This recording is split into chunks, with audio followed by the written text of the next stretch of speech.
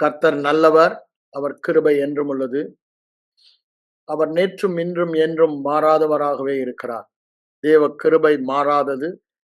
தேவர் நல்லவராகவே அந்த நன்மை செய்பவராக நல்லவராக இருப்பதும் மாறாததாய் இருக்கிறது.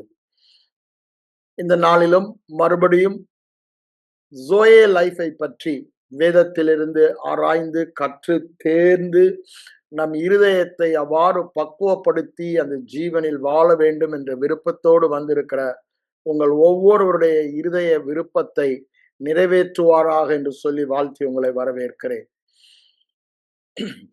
ஆண்டவர் சொன்னாரு, நானோ அவைகளுக்கு ஜீவன் உண்டாயிருக்கவும் அது பரிபூரணப்படவும் வந்தேன் என்று சொல்லுகிறார். தேவன் உலகத்திற்கு தம்முடைய குமாரனை அனுப்பின நோக்கமே நாம் இந்த பரிபூரண ஜீவனில் பரிபூரண சந்தோஷத்தில் வாழ வேண்டும் என்றுதான். Enjoying our life to the full, அப்படிதானே? ஆங்கிலத்தில் சில டிரான்ஸ்லேஷன் அப்படிதான் படுது. பரிபூர்ண சந்தோஷத்தில் வாழ்வதற்காக அந்த ஜீவன் நமக்கு கொடுக்கப்பட்டது. பரிபூர்ண சந்தோஷம் அந்த ஜீவனில் வாழும் பொழுதுதான் நமக்கு கிடைக்கும். பரிபூர்ண சந்தோஷத்தில் வாழ்வது தேவனுடைய சித்தம், தேவனுடைய திட்டம், தேவனுடைய நினைவு, தேவனுடைய விசுவாசம். தேவனுடைய வார்த்தை எல்லாம் என்ன? தேவனுடைய விசுவாசம். தேவனுடைய விசுவாசம் என்ன? நான் தேவனுடைய ஜீவனை பெறுவதும் அந்த ஜீவனை பரிபூரணமாக பெற்று பரிபூரண தேவனக வாழ்க்கையில் வாழ்ந்து அந்த பரிபூரண சந்தோஷத்தில் வாழ்வதுதான் தேவன் என்னை பற்றி வைத்திருக்கிற விசுவாசமாய் இருக்கிறது. நம்முடைய விசுவாசம் ஒருவேளை நம் ஐம்புலன் அறிவினாலே பார்க்கிறபடியினால் வித்தியாசமாக இருக்கலாம். ஆனால் நம்முடைய விசுவாசம் தேவனுடைய விசுவாசமாக வேண்டும். அதற்குத்தான் வேதத்தை நாம் ஆராய்ந்து படிக்கிறோம். வேத வசனத்தில் இருந்துதான் இருதயத்திலே அந்த விசுவாசம் வரும். என்ன விசுவாசம் வரும்? தேவ வார்த்தையில் இருப்பது தேவனுடைய விசுவாசம். தேவன் என்னையும் உங்களையும் குறித்து என்ன விசுவாசிக்கிறாரோ அது தேவ வார்த்தைகள் காண்பிக்கிறது. மனித விசுவாசத்தை விட அல்லது மனித உண்மையை விட தேவனுடைய உண்மை மகா பெரியது. ஏன்? அதில் பொய்யே இல்லை என்று வேத வசனம் சொல்லுகிறது. அந்த சத்தியத்துல பொய்யே கிடையாது. அவருடைய உண்மையிலே பொய் என்பதே இல்லை. ஆகவே அதுதான் மெய்யான சத்தியம் என்று வேதம் தெளிவாய் நமக்கு சொல்லுகிறது. ஆகவே நாம் தைரியமாக சொல்ல முடியும் என்ன? நான் தேவனுடைய ஜீவனை உடையவன். நான் தேவனுடைய ஜீவனை உடையவன். அவர் வந்த நோக்கத்தை நிறைவேற்றாமல் அவர் செல்லவில்லை. அவர் வந்த நோக்கத்தை நிறைவேற்றினேன், செய்து முடித்தேன் என்று சொல்லுகிறார். அதை தான் நாம் பார்க்கும் பொழுது யோவான் 17ஆம் அதிகாரத்தில் ஆரம்பிக்கும் பொழுதே அதை அவர் சொல்லுவதை பார்க்கலாம். 17ஆம் பாருங்க, 2ஆம் வசனம். பிதாவே, வேலை வந்தது, நீர் உம்முடைய குமாரனுக்கு தந்தீர் என யாவருக்கும். நன்றாக புரிந்து கொள்ளுங்கள். பிதாவாகிய தேவன் குமாரனுக்கு தந்த அப்ப நாம் யாருக்கு சொந்தமானவர்கள்? பிதாவுக்கு சொந்தமானவர்கள். பிதாவுக்கு சொந்தமானவர்களை தான் குமாரனுக்கு தந்தார் என்று சொல்லுகிறார்.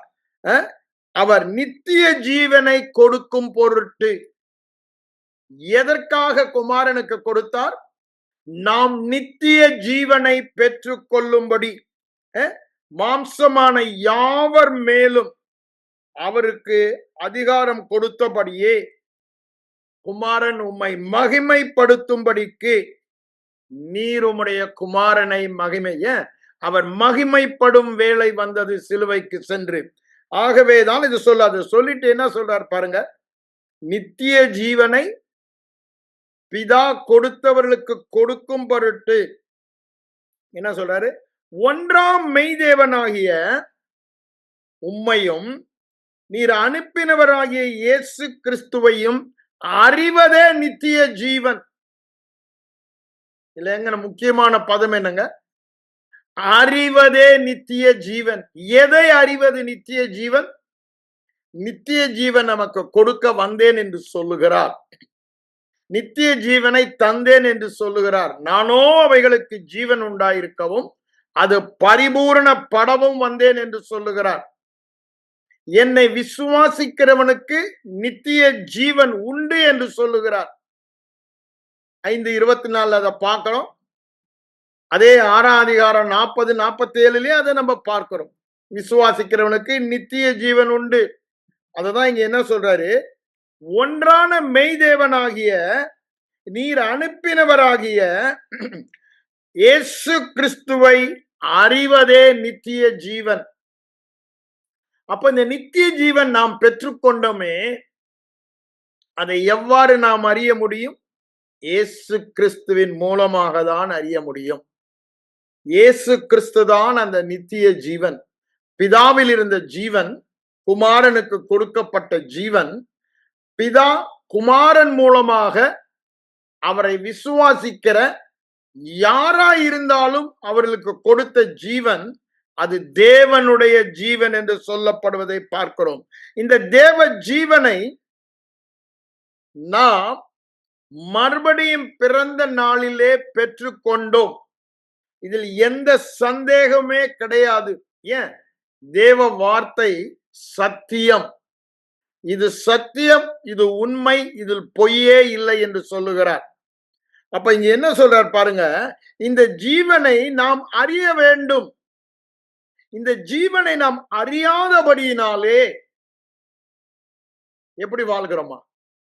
ஜீவன் இல்லாதவர்களாக வாழ்கிறோம். ஜீவன் இல்லாதவர்களாக வாழ்ந்த நம்மை ஜீவன் கொடுக்கும்படிக்கு அவர் வந்து அந்த ஜீவனை விசுவாசிக்கிறவர்களுக்கு கொடுத்தார்.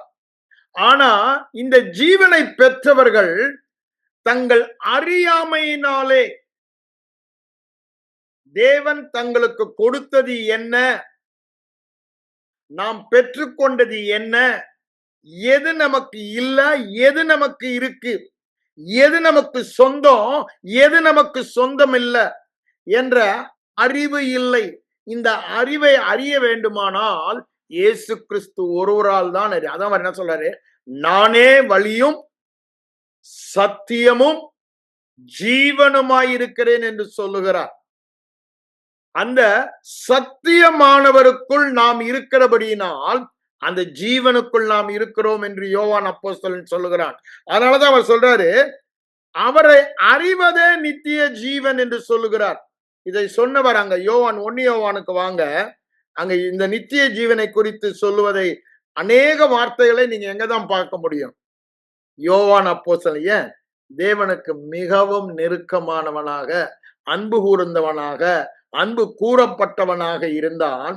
ஆகவே அநேக காரியங்களை, ரகசியங்களை தேவனிடத்திலிருந்து பெற்றுக்கொண்டவனாய் இருந்தபடியினாலே அவனுடைய வெளிப்பாட்டு அறிவினாலே இந்த ஜீவனை குறித்து சொல்லுவதை நாம் பார்க்கிறோம்.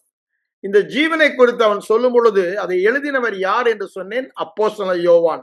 அவரை பற்றி நம்முடைய சபையின் சரித்திரம் என்ன சொல்லுகிறது? இந்த ஜீவனை மரணம் ஆண்டு கொள்ளவில்லை என்று சொல்லுகிறது. ஒதிக்கிற எண்ணெயில போட்டாங்களாங்க, அவன் சாகல. என்னதான் வத்தி போச்சு, கொதிச்சு. அப்புறம்தான் அவனை பத்மோசுக்கு அனுப்புனாங்க என்று சபை சரித்திரம் சொல்லுகிறது. எதற்கு இதை சொல்ல வருகிறேன்? இந்த ஜீவனை குறித்த வெளிப்பாடு பெற்றவனை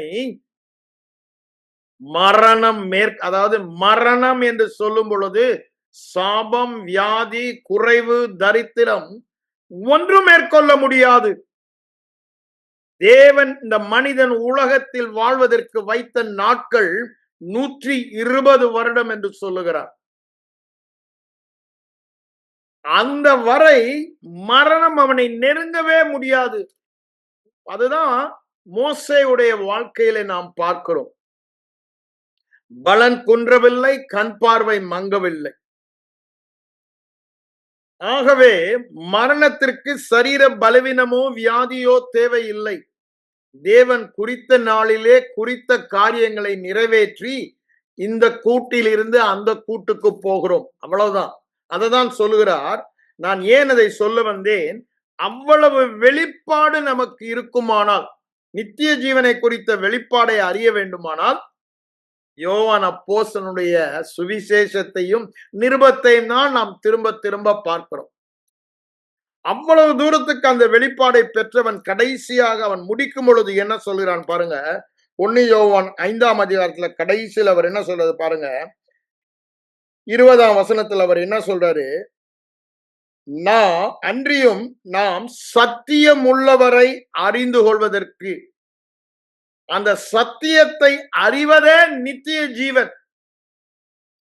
சத்தியத்தையும் அறிவீர்கள், இயேசு கிறிஸ்துவையும் அறிவீர்கள். சத்தியமானவரை நீங்கள் அறிவீர்கள். அதுதான் உங்களை இருளில் வாழாதபடி, மரணத்தில் வாழாதபடி ஜீவனில் வாழ வைக்கிறது. அதுதான் சொல்றாரு, சத்தியம் உள்ளவரை அறிந்து கொள்வதற்கு தேவனுடைய குமாரன் வந்து நமக்கு புத்தியை, வெளிப்பாட்டை, அண்டர்ஸ்டாண்டிங், அப்படிதானே, நம்ம ஜீவனுக்கு அந்நியராய் இராதபடிக்கு, அப்படிதான் நாங்க சொல்றாரு. நீங்க எபேசியருக்கு வாங்க, அதை ஒரு நிமிடம் பார்த்துட்டு நம்ம இங்க திரும்பி வருவோம். எபேசியர் இதை குறித்து அங்க பவுலடிகளார் சொல்வதை நாம் பார்க்கலாம். 4ஆம் அதிகாரத்துல அங்க என்ன சொல்றாரு பாருங்க.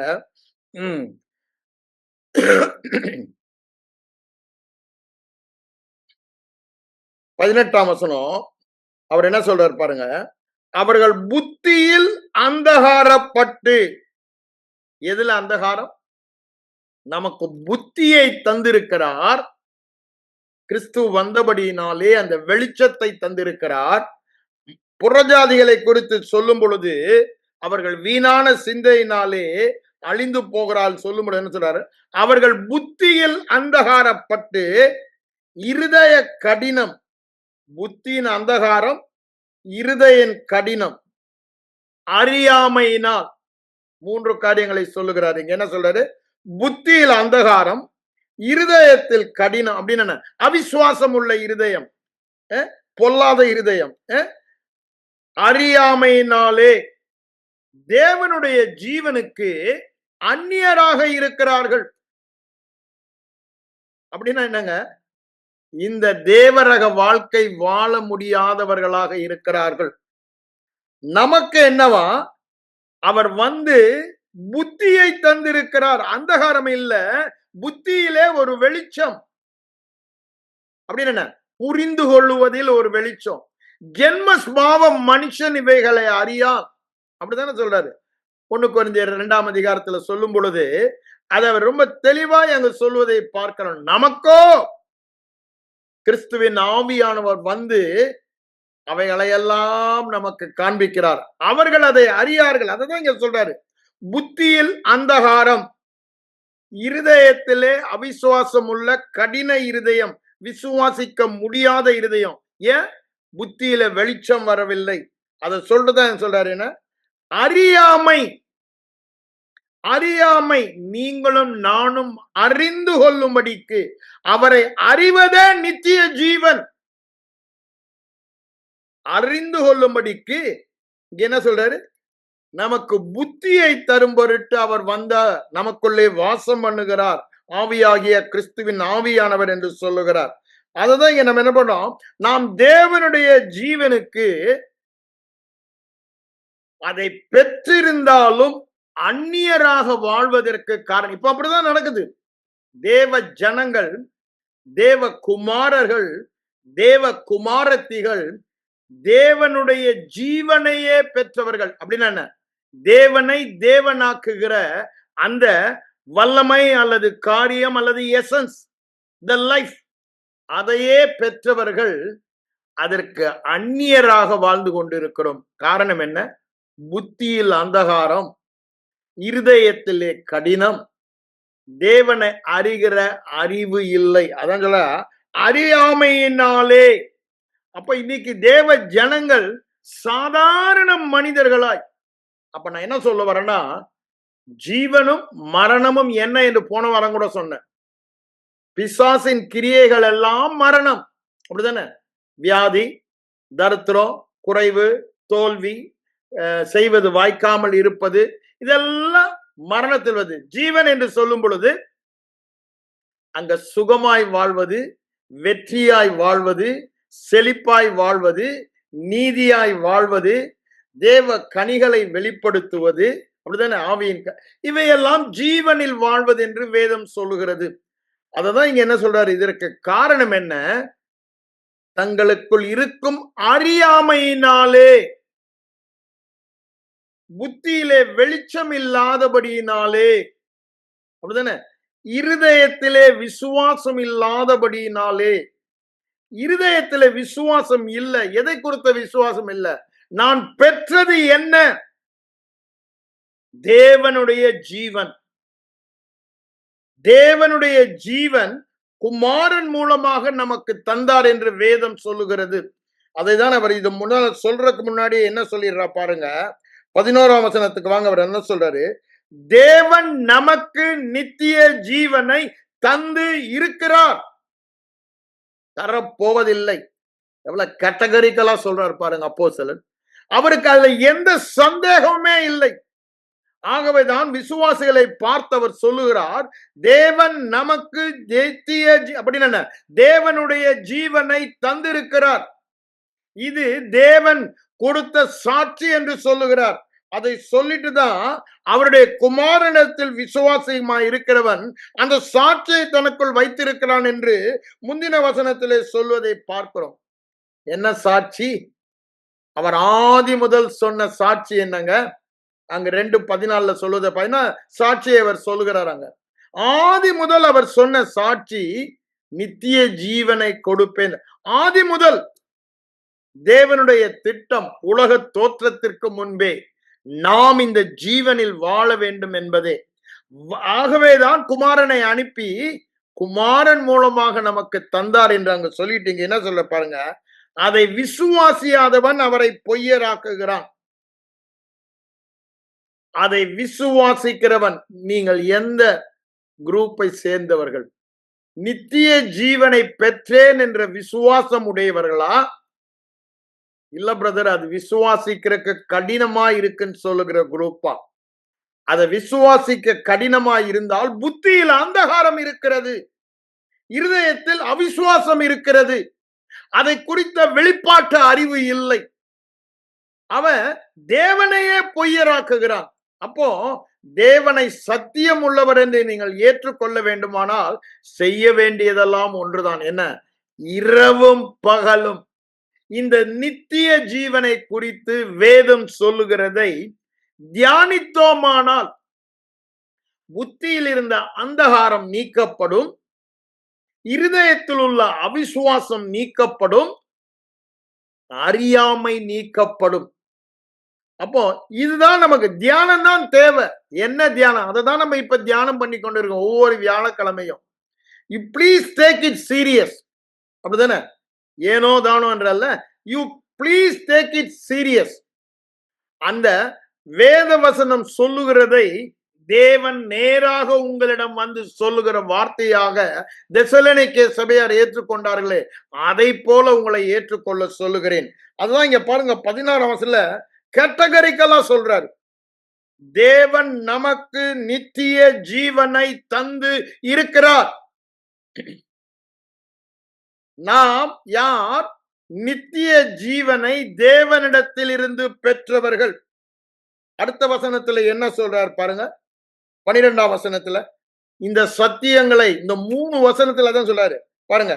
குமாரனை உடையவன் ஜீவனை உடையவன். இயேசு கிறிஸ்துவின் நாமத்தின் மேல் அவரை விசுவாசித்து ஏற்றுக்கொண்டவர்கள் அத்தனை பேர்களும் இந்த நித்திய ஜீவனை, தேவனுடைய ஜீவனை உடையவர்கள்.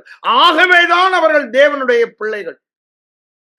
நாம் தேவனுடைய பிள்ளைகள் என்று சொல்லிக்கொண்டு, மறுபடியும் பிறந்தேன் என்று சொல்லிக்கொண்டு, இந்த நித்திய ஜீவனை குறித்த அறிவு இல்லாதபடியினாலே அதை விசுவாசிக்கவில்லை என்றால், நான் என்ன சொல்றேன்? நித்திய ஜீவனா பரலோக போற ஜீவனை குறித்து நான் சொல்லவில்லை.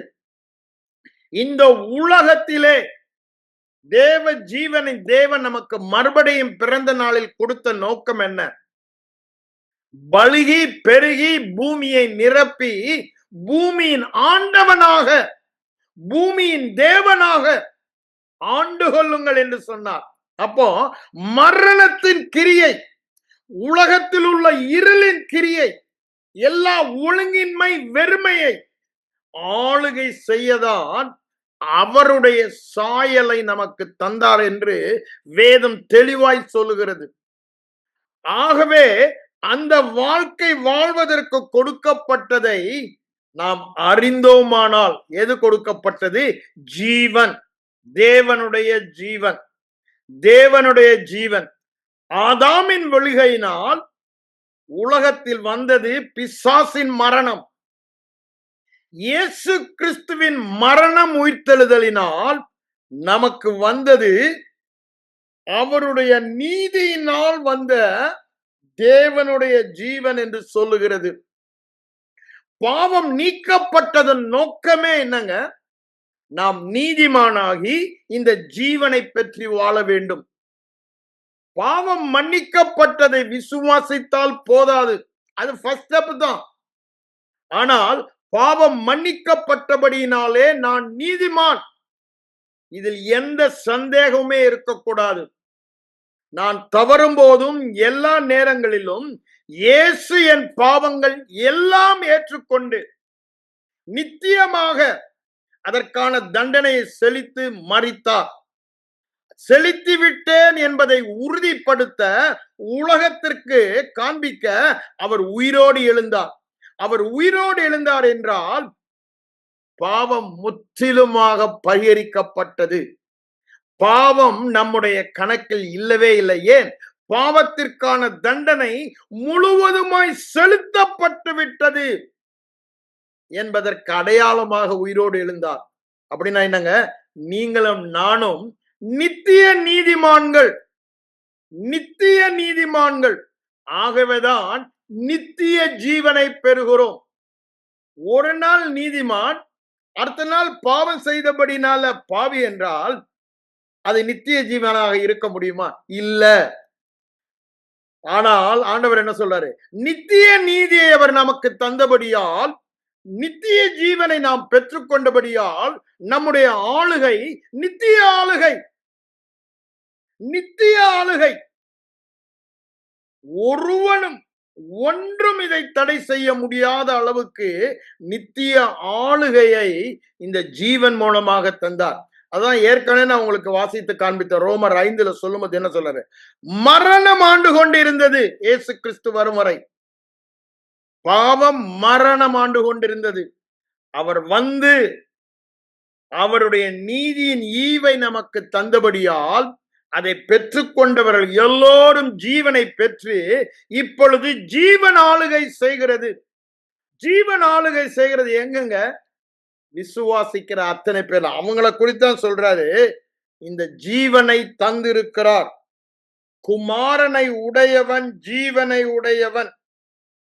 குமாரன் இல்லாதவன் தான் இந்த தேவ ஜீவன் இல்லாதவன். இது ரொம்ப சிம்பிளா இருக்கலாம். ஆனா நடைமுறை வாழ்க்கையிலே உங்கள் அனுபவமாக வேண்டுமானால் இது உங்கள் வாயை விட்டு பிரியாதிருக்க வேண்டும். நித்திய ஜீவனை எனக்கு இயேசு தந்திருக்கிறார். நான் இயேசு கிறிஸ்துவை உடையவன், அவருடைய ஜீவனையே உடையவன். அடுத்தது 13 என்ன சொல்றார் பாருங்க. இதுதான் ரொம்ப முக்கியமானது. அப்படிதானே? உங்களுக்கு நித்திய ஜீவன் உண்டு. கேட்டகரிக்கல் ஸ்டேட் பண்ணுங்க. ஜீவன் நமக்கு தந்திருக்கிறார். ஜீவனை உடையவர்கள் நித்திய ஜீவன் உண்டு. 3 தடவை சொல்லுகிறார். நித்திய ஜீவனை தந்திருக்கிறார். சொல்லுங்க திரும்ப திரும்ப. எனக்கு நித்திய ஜீவனை தந்து அப்படின்னா எனக்கு தேவனுடைய ஜீவனை தந்திருக்கிறார். எனக்கு தேவனுடைய ஜீவனை தந்திருக்கிறார். எனக்கு தேவனுடைய ஜீவனை தந்திருக்கிறார். எனக்கு தேவனுடைய ஜீவன் உண்டு. எனக்கு என்ன உண்டு? தேவனுடைய ஜீவன் உண்டு. அப்ப எது இல்ல? ஜீவன் இருக்கும் இடத்தில் மரணம் இருக்க முடியுமா? வெளிச்சம் இருக்கும் இடத்தில் இருள் இருக்க முடியுமா? அப்போ நித்திய ஜீவன் எனக்கு உண்டு. I have Zoe life. He has given me Zoe life. I have Zoe life. What belongs to me? Zoe life belongs to me. இருதயத்தில் ஆழமாய் போட வேண்டியது. Soul life belongs to me. தேவனுடைய ஜீவன் எனக்கு சொந்தமானது. ஏன்? மறுபிறப்பிலே தேவன் எனக்கு அதை தந்திருக்கிறார் என்று அவர் தம்முடைய வார்த்தையிலே எழுதி கொடுத்திருக்கிறார். அப்போ soul life எனக்கு சொந்தமானது என்றால் எது எனக்கு சொந்தம் இல்லை? மரணம் எனக்கு சொந்தம் இல்லை, வியாதி எனக்கு சொந்தம் இல்லை, தரித்திரம் எனக்கு சொந்தம் இல்லை. ஜனங்கள் அறியாமையினால் சங்காரமாகிறாள். என்ன அறியாமை?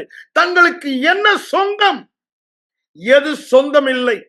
இப்போ வியாதி எனக்கு சொந்தம் இல்லை என்று சொல்ல அந்த வெளிப்பாடு வந்துவிட்டால் வியாதியின் அறிகுறிகளை பார்த்து பயப்படுவீங்களா? ஏன்? அது எனக்கு சொந்தம் இல்லை. It don't belongs to me. Heathens, எகிப்தியருக்கு வர பண்ணின வியாதி, எகிப்தியர் புறஜாதிகளுக்கு வர பண்ணிய வியாதி, அது எனக்கு சொந்தம் அல்ல. அப்போ நம்முடைய வெளிப்பாட்டு அறிவு இல்லாத ஒரே காரணத்தினாலேதான் வியாதியோ தரித்திரமோ குறைவோ தோல்வியோ காணப்படும் பொழுது அதை நாம் எனக்கு இல்லை என்று ஆண்டவர் சொல்லுகிறார். எனக்கு அது சொந்தம் இல்லை. சொந்தம் இல்லாததை நாம் தான் ஐம்புலன் அறிவினாலே, வெளிப்பாட்டு அறிவு இல்லாதபடியினாலே சொந்தப்படுத்தி வாயிலே பேசி அவைகளை ஏற்றுக்கொள்ளுகிறோம்.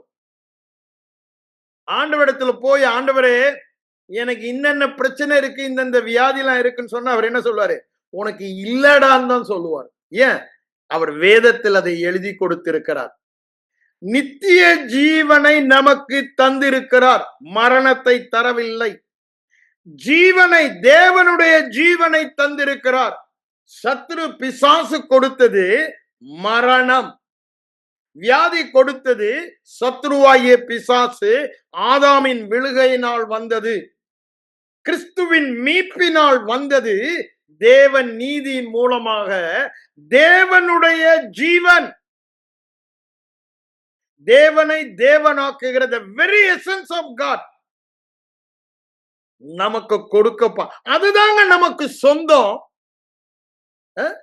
சொந்தமானதிலே வந்தார், சொந்தமானவர்களோ அவரை நம்ம யாரு? நாம் அவருக்கு சொந்தமானவர்கள். நமக்கு சொந்தம் என்ன என்பதை அறிந்தவர்கள். அததான் அவர் சொல்றாரு, அவரை அறிவதே அந்த நித்திய ஜீவன். அவரை மரணம் ஆட்கொள்ள முடிந்ததா? மரணம் ஆட்கொள்ள முடியவில்லை. ஏன்? அவருக்குள் ஜீவன் இருந்தது. பாவத்தின் நிமித்தமாக அந்த கடனை செலுத்த மரணத்தின் எல்லைக்கு சிறிது காலம் சென்றார். ஆனால் மரணம் அவரை ஆட்கொள்ள முடியவில்லை, பாவம் அவரை ஆட்கொள்ள முடியவில்லை. அவர் வாழ்ந்த பொழுது வியாதி அவரை ஆட்கொள்ள முடியவில்லை. காரணம் என்னங்க? அவர் பாவம் செய்யவும் இல்லை, அவர் மேல் சுமத்தப்பட்ட பாவம் அவரை ஆண்டு கொள்ளவும் இல்லை. அதே ஜீவனை பெற்றவர்கள் நாம். தன்னை விசுவாசிக்கிறவர்கள் ஜீவனை பெற்றுக் கொள்ளும்படி என்னுடைய பிதாவின் ஜீவனை அவருக்கு கொடுத்தேன் என்று சொல்லுகிறார். அப்ப நாம் பெற்ற ஜீவன் என்னங்க? பிதாவுடைய ஜீவன். முதலாம் அதிகாரத்திலே பார்க்கணுமே, அவருடைய சிருஷ்டிப்பிலே அவருடைய ஜீவன் வெளிப்பட்டதை, அந்த ஜீவனை தான் நாம் பெற்றிருக்கிறோம். நாம் பேசி சிருஷ்டிக்கும் ஜீவனை பெற்றவர்கள். அதுதான் இங்க என்ன சொல்றாரு? அவர் நமக்கு அந்த ஆதியிலே பிதாவில் இருந்த ஜீவனை, அததான் இங்க 1 யோவான் முதல் அதிகாரத்துல போன வாரம் கூட உங்களுக்கு சொன்னீங்க. திரும்ப அதை காண்பிக்கிறேன் பாருங்க. 2ஆம் வசனம் பாருங்க என்ன சொல்றாரு? அந்த ஜீவன் வெளிப்பட்டது. அந்த ஜீவன் ஆதியிலே பிதாவினிடத்தில் இருந்தது, அது எங்களுக்கு வெளிப்பட்டது, எங்களுக்கு வெளிப்படுத்தப்பட்டது. அந்த பிதாவின் ஜீவன் வெளிப்படுத்தப்பட்டது, ஆதியிலே பிதாவினிடத்தில் இருந்தது, அது நித்தியமானது. ஒரு நாள் இருக்கும், ஒரு நாள் இது நித்தியமானது. 24/7 I have the very life of God. அதுதான் சொல்றாரு, அந்த ஜீவன் வெளிப்பட்டது, அது பிதாவினிடத்தில் இருந்தது ஆதியிலே. அந்த ஜீவன் குமாரன் மூலமாக எங்களுக்கு தரப்பட்டது, வெளிப்பட்டது, அது நித்தியமானது. அதை குறித்து சாட்சியாக இந்த வசனங்களை இந்த நிருபத்திலே நான் எழுதுகிறேன். எதை குறித்து? அந்த பிதாவின் ஜீவனை குறித்து அப்போஸ்தலன் இந்த நிருபத்தில் எழுதுவதாக சொல்லுகிறார். எதற்கு? நீங்கள் அதை அறியும்படிக்கு, நீங்களும் எங்களோடு ஐக்கியமுள்ள இந்த பிதாவின் ஜீவனை பெற்றபடியால் பிதாவோடு நாம் ஐக்கியம் உள்ளவர்களாகிவிட்டோம். தம்முடைய குமாரனோடு ஐக்கியமுள்ளவர்களாய் இருப்பதற்கு நம்மை அவர் முன்குறித்து அழைத்து தெரிந்து கொண்டார். அப்படிதானே? 1 கொரிந்தியர் 1:9 அதை பார்க்கிறாரு. அவரோடு ஐக்கியமாய் இருப்பதற்கே நம்மை அழைத்த தேவன். எப்படிங்க ஐக்கியம் வந்தது? இந்த ஜீவனை பெற்றவன் தேவனோடு, தேவ ஜீவனோடு ஒன்றாக இணைக்கப்பட்டவனாக இருக்கிறான். அப்போ அந்த ஜீவன் தான் என்னில் வாழ்கிறது என்ற வெளிப்பாட்டு அறிவுதான் முக்கியம். I have the very life of God. நான் ஜீவனுக்கு ஜீவனை பெற்றுக்கொண்டவன், ஜீவனை உடையவன். அதுதான் சொல்றாரு. அதுதான் எனக்கு ஐக்கியத்தை தந்தது. அப்போ இந்த ஜீவனை பெற்றவனுடைய அறிவு என்ன, விசுவாசம் என்ன? I am one with him. உலகத்தில் இருப்பவனிலும் என்னில் இருப்பவர் என் ஜீவன் பெரிய ஜீவன். ஒன்றுமே என்னை பொல்லாங்கன் என்னை தொடவே முடியாது. ஏன்? இந்த ஜீவனை மரணம் மேற்கொள்ளவே முடியாது. இந்த வெளிச்சத்தை இருள் மேற்கொள்ளவே முடியாது. அந்த ஒளியை, அந்த ஜீவ ஒளியை மரண இருளில் இருக்கிற ஜனங்கள் பெரிய ஜீவ வெளிச்சத்தை கண்டார்கள். இயேசு கிறிஸ்துவை குறித்து அங்க நப்தலி தேசங்களிலே, செபுலோன் நப்தலி தேசங்களில் அவர் போவது நடந்ததாக மத்தேயு எழுதின சுவிசேஷம் 4ஆம் அதிகாரத்தில் நாம் அதை ஏற்கனவே படித்தோம். அப்ப பாருங்க, அதுதான் அவரை அறிந்தோமானால் நம்மை அறிகிறோம். இயேசு செபுலோன் நப்தலி தேசங்களில் புறஜாதிகளின் தேசங்களின் வழியாய் சொல்லும் பொழுது மரண இருளில் இருக்கிற ஜனங்கள் இந்த ஜீவ ஒளியை பார்த்தார்கள் என்று ஏசாயா தீர்க்கதரிசியினால் உரைக்கப்பட்டது நிறைவேறும்படி இது நடந்தது என்று மத்தேயு எல்லாமே அப்படித்தான் சொல்லுவார். Whatever is already spoken by God through the prophet, it will be always fulfilled. None of his word will fail என்பதை திரும்ப திரும்ப அவர் சொல்லிக்கொண்டே வருவார். சொல்லப்பட்டவைகள் நிறைவேறினது. அது ஒரு நாளும் வெறுமையாய் திரும்பவில்லை. தேவன் தீர்க்கதரிசிகள் வாயின் மூலமாக சொன்னார், சொன்னதை நிறைவேற்றினார். அதுதான் மத்தேயு சுவிசேஷத்துல அடிக்கடி அவர் சொல்வதை நாம் பார்க்கலாம். இங்க பாருங்க, அவர் என்ன சொல்லுகிறாரு. திரும்ப இங்க வாங்க. தேவன் ஒளியா இருக்கிறார். அப்போ நான் பெற்ற ஜீவன் என்னங்க? ஒளியாகிய ஜீவன். அப்போ நாம் இந்த ஒளியில் தான் வாழ வேண்டும் என்று சொல்லுகிறார். இந்த வெளிச்சத்தில், எந்த வெளிச்சத்தில்? நான் தேவ ஜீவனை உடையவன் என்ற வெளிச்சத்தில் வாழ அழைக்கிறார். இந்த தேவ ஜீவனில் வாழ அவருடைய ரத்தம் சகல பாவங்களை நீக்கி நம்மை சுத்திகரிக்கிறது என்று சொல்லுகிறார். சகல பாவங்களையும் அவர் ஒளியில், 7ஆம் வசனம் பாருங்க, நாமும் ஒளியில் நடந்தால்.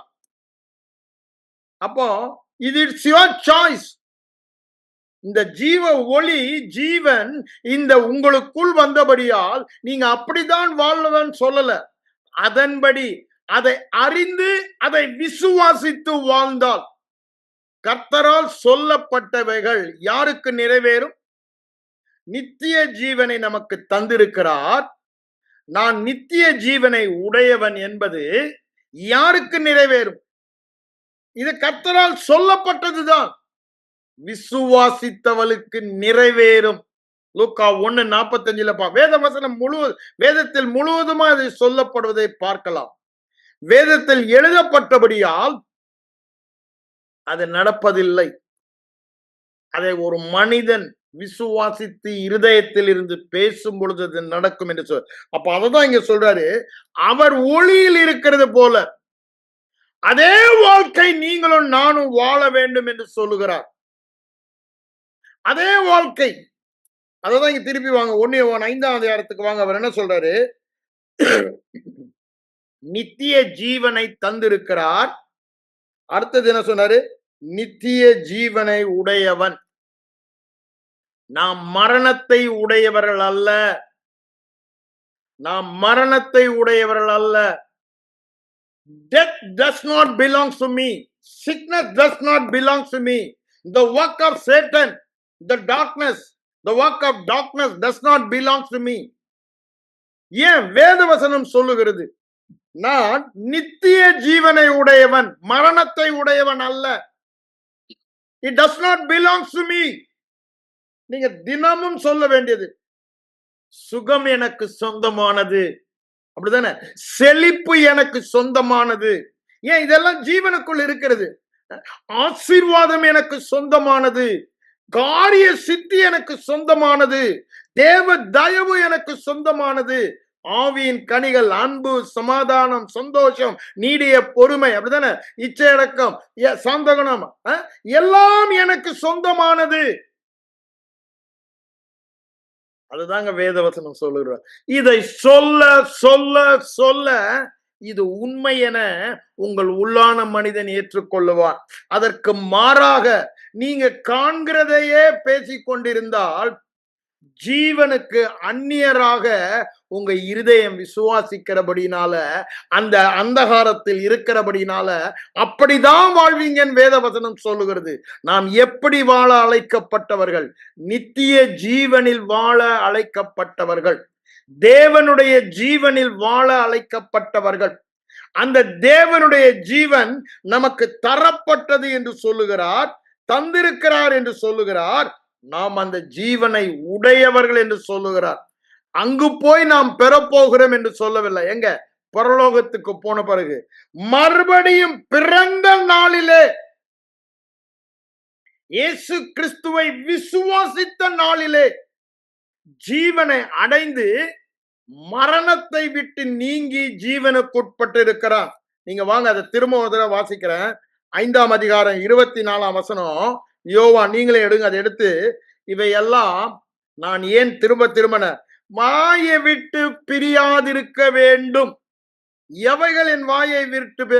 நித்திய ஜீவ வசனங்கள் உம்மிடத்தில் உண்டே ஆண்டவரே, யாரிடத்தில் போவோம் என்று பேதுரு கேட்கிறான்.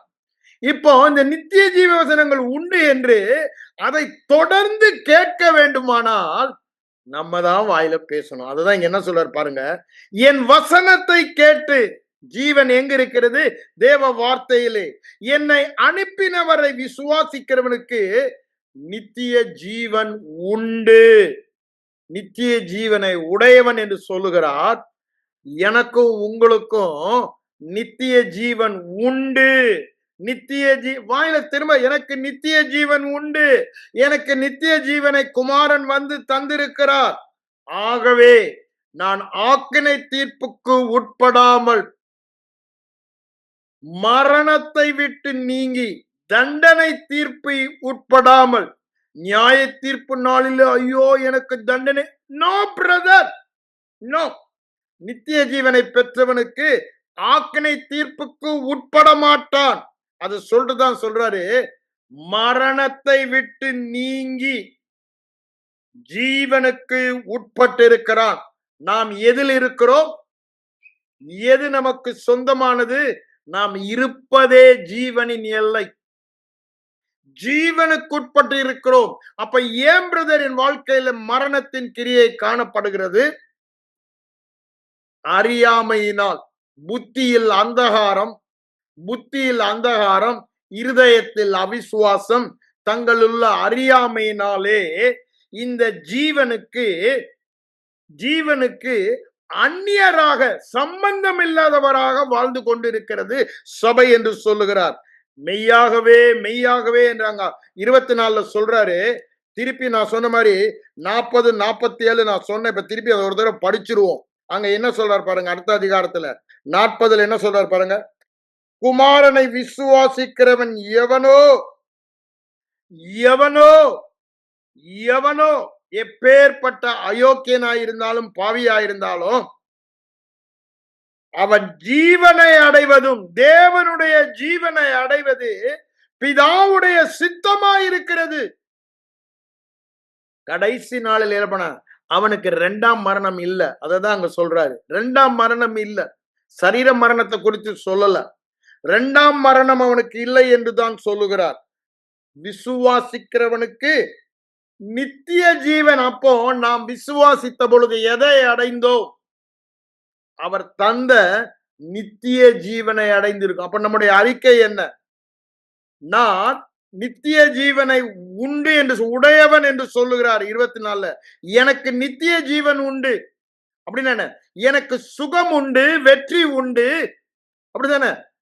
ஆவியின் கனிகள் எல்லாம் உண்டு, திவ்ய சுபாவம் உண்டு. தேவனுடைய சுபாவம், தேவனுடைய திறமை, தேவனுடைய வல்லமை, தேவனுடைய அதிகாரம் எனக்கு உண்டு. நித்திய ஜீவன் உண்டு.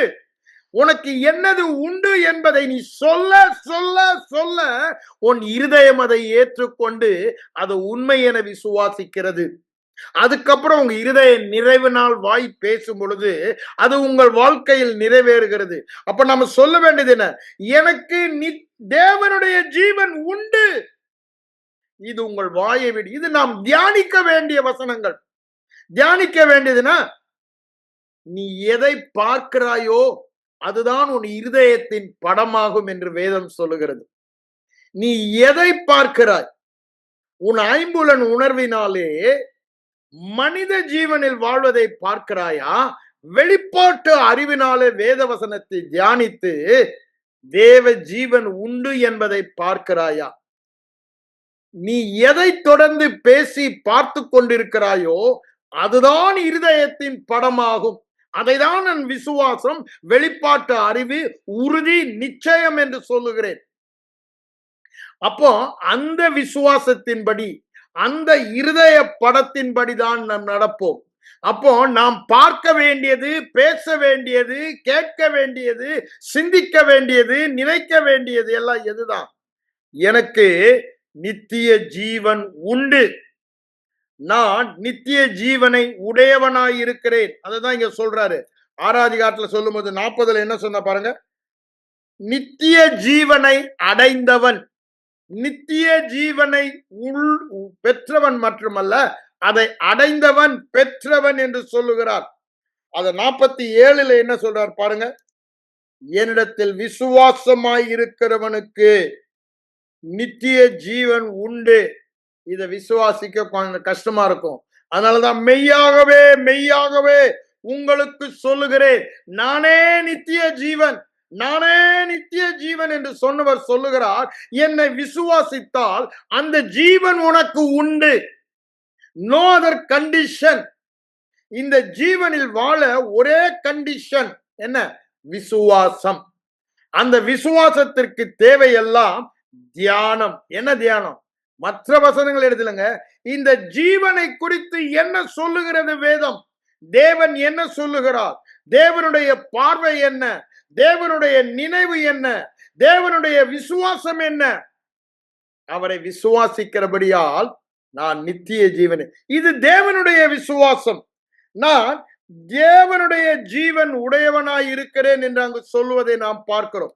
அததான் திருப்பி அங்க 10ஆம் அதிகாரத்தில் அவர் சொல்லிட்டு ஒரு வசனத்தை நம்ம வாசிட்டா நம்ம திரும்ப அங்க போவோம். 10ஆம் அதிகாரத்துல என்ன சொல்றாரு பாருங்க. 28ஆம் வசனம்.